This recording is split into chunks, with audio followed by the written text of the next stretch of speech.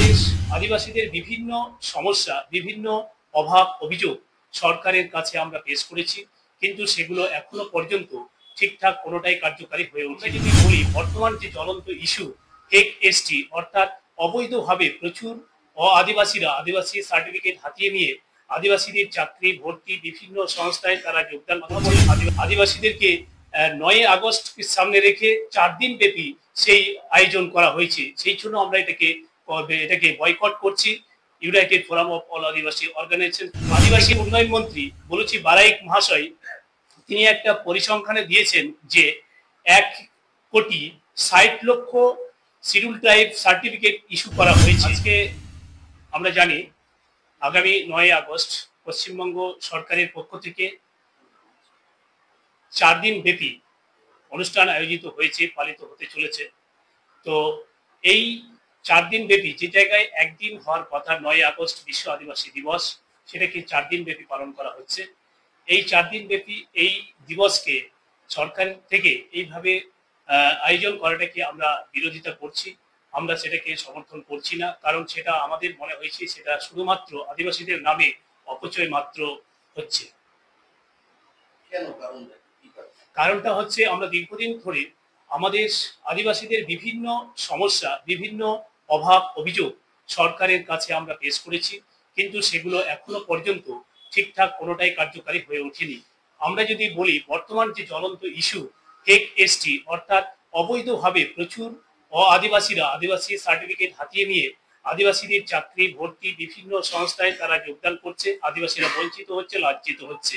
একইভাবে এই fake এসটিকে issue করে অবৈধভাবে জমি দখল করা হচ্ছে, যেটা আদিবাসীদের শেষ সম্বল, সেটাকেও আজকে দখল করে নেওয়া হচ্ছে। এইভাবে আদিবাসীদেরকে বারবার প্রতারণা এবং বঞ্চনা করা হচ্ছে। অন্যদিকে সেই আদিবাসীদের উন্নয়নকে সামনে রেখে বা উন্নয়নের কথা বলে আদিবাসীদেরকে 9 আগস্ট সামনে রেখে 4 দিন ব্যাপী সেই আয়োজন করা হয়েছে। সেই জন্য আমরা এটাকে বয়কট করছি united forum of all Adivasi organisation পক্ষ থেকে।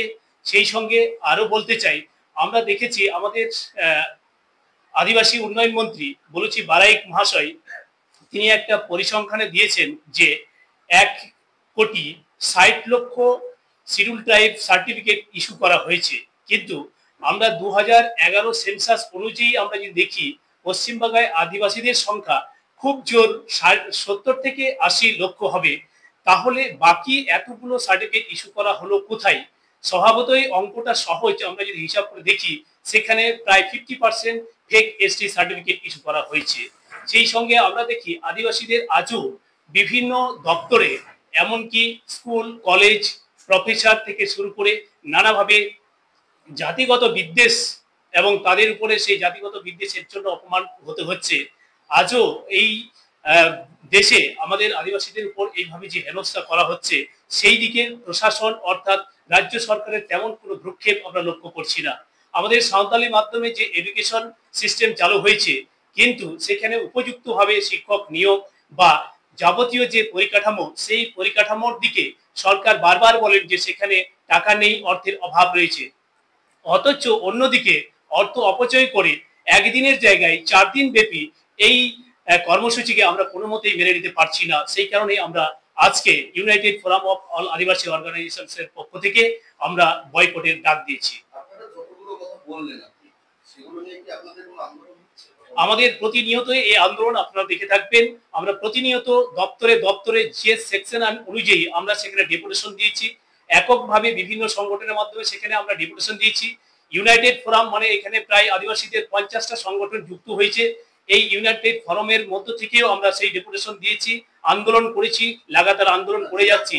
তৎসত্ত্বেও হ্যাঁ, এই বিষয়ে আমরা অনেকবার দিয়েছি। আমরা ডিস্ট্রিক্ট ম্যাজিস্ট্রেট থেকে শুরু করে আমরা বারবার এই ডেপুটেশন দিয়েছি, কিন্তু কখনোই সেটাকে পুরোপুরিভাবে আমরা আইনগতভাবে আশ্রয় নিচ্ছি। 2-1জনকে সেখানে খারিজ করা হয়েছে ঠিকই, কিন্তু এটার পার্মানেন্টলি যে ব্যবস্থা সরকারের পক্ষ থেকে নেওয়া উচিত, সেটা এখনো পর্যন্ত আমাদের চোখে পড়ছে না।